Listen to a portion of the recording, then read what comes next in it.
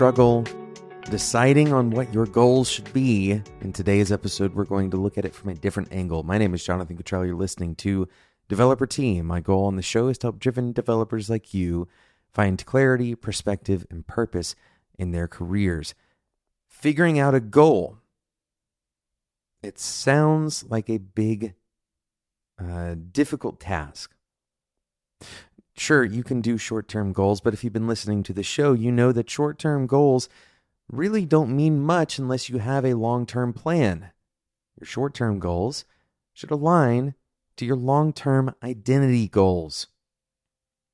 And so, if you haven't figured this out yet, in today's episode, we're going to do a simple exercise. And this exercise is going to be based on two metrics that I want you to pay close attention to. And these are going to be things that you're going to feel. This isn't something that you're going to simply figure out by writing down a bunch of numbers. Right? This is going to be something that you have to decide internally. What resonates the most with you? You may be able to review something that you've written down that helps you understand who you are. But ultimately, the exercise that we're doing today is going to be about you deciding how you feel, deciding what that long-term identity looks like. Now, instead of putting a set of words to that long-term identity, we're going to create a mental model, a way of thinking about different activities, different subjects. You get to decide what those things are in this activity. First, let's talk about today's sponsor.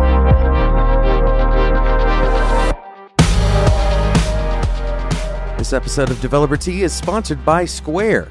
There are millions of sellers across the globe who are using Square right now, right this second.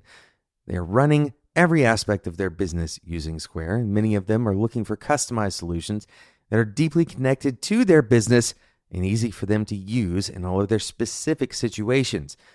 And this is where you as a developer come in. You can grow your business by extending or integrating with Square using free APIs and SDKs to build tools for those sellers.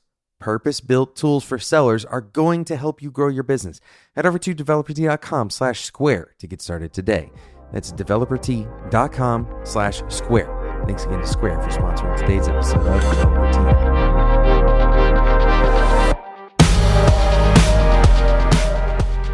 This exercise that we're going to do today is very simple. It doesn't make it easy, but it is simple. I want you to draw a big T, just a horizontal line and a vertical line intersecting. We're creating a quadrant here. And on the bottom or on the top of that vertical line, I want you to write risk tolerance.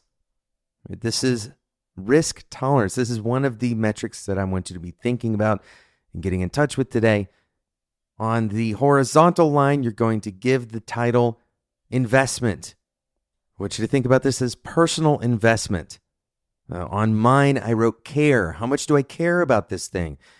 How much does this personally matter to me? All right. So we have risk tolerance and care.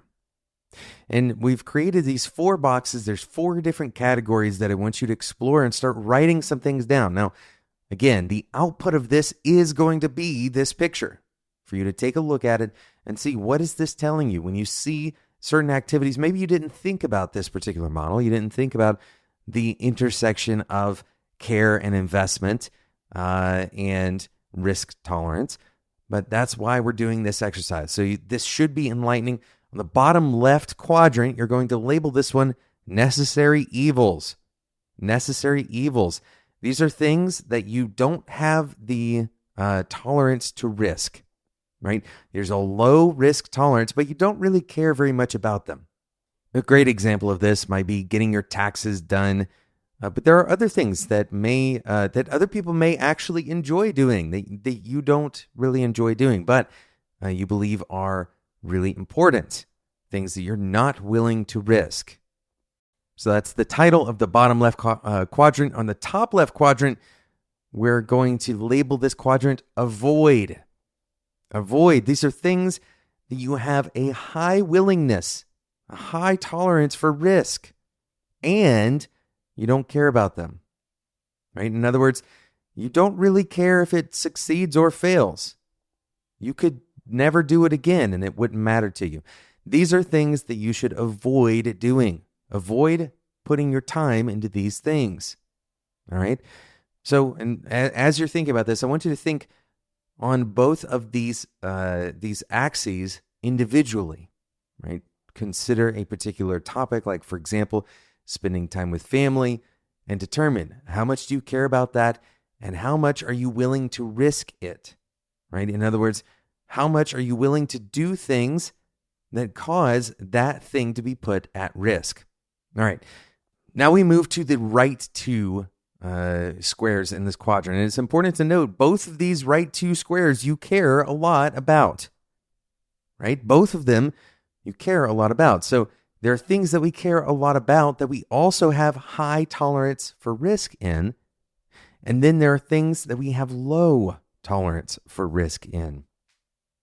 The things in the top right corner, we're going to call these moonshots. These are things that you're willing to make really big bets on. These are the things that you're willing to try your best at the high risk of failure. And you're willing to do that. Moonshots, the bottom right corner, we're going to call sacred. If you don't like the word sacred, you could put protected or even something like untouchable. These are things that you care very much about and you're not willing to risk. Things you care very much about and you're not willing to risk. For me, family time is in this quadrant. I care very much about family time and I'm not willing to risk family time, for example, for the sake of work. I'm not willing to risk the time that I spend, the quality time that I have with my family. And so that is sacred to me. All right, so look at this quadrant. You have 4 different categories. You have necessary evils, you have things to avoid, you have moonshots, and you have things that are sacred, things that are protected. Now, the job is to go back through these quadrants and place things on them. Now, notice you don't necessarily have to treat everything that's a necessary evil as, an equal amount of ambivalence, right? You may care about some of those things a little bit more than others. It may be a necessary evil, but you like it more than doing taxes. That's fine. You can put those things further to the right on this quadrant. Now, what does this quadrant tell you? What does it tell you? Well, it gives you some idea of the things that you value. It gives you some idea of the things that you value. It also gives you some idea of the things that you want to pursue. The higher risk categories on the top right, those moonshots, the things that you'd like to pursue even at risk of failure, that can drive some of your goal setting. But you can also evaluate your life goals through the lens of, are you able to keep what is sacred, sacred? This picture also helps you reconcile between the 2 categories of things that you don't care very much about. One, that you are willing to risk, right? In other words, you're willing to allow something to fail because you don't care very, very much about it. And 2, the things that you're not willing to risk. This gives you clarity on why you have to spend time doing something that you don't care much about, because you have a low tolerance to risk for that thing. Now take this quadrant into your next goal setting session.